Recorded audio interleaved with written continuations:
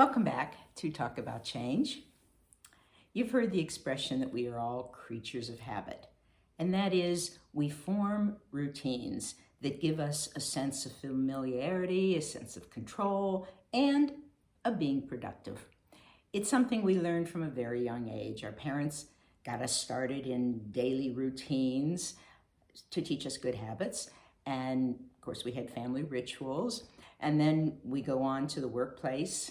Definitely a schedule there, certain time to be at work, time that you see certain clients and patients, and then you retire, and the first thing you think of is, oh, I'm free. I don't have to even set the alarm clock. And what do? You set the clock to get up for golfing, or maybe have a doctor's appointment, or perhaps you're doing some volunteer work, and you fill your schedule. Every Tuesday afternoon I do this, and every third Wednesday I do that. It gives you the feeling of the familiarity and keeping busy, which is what we love to do. Suddenly, there is a random change. We didn't ask for it. We don't want it. We're not prepared for it. And all of our habits, that format that we were so comfortable with, is gone. What do we do now? We're home.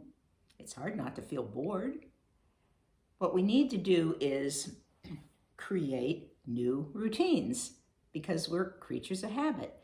For example, you set a time that you're most comfortable getting up, and then perhaps at 10 o'clock you do this, and about the 2 o'clock hour you do that, and then after dinner you have this planned. And so that you're not feeling like a robot, you do some things in between there that are more spontaneous, maybe some music you love to listen to, or call a friend. And now you've created your new routine that is going to help you to get through these days in a much smoother, less anxious manner. They say it takes 28 days to form a new habit or to quit an old habit. And hey, we're almost there. I like to tell people that the one thing that does not change in times of change are your values.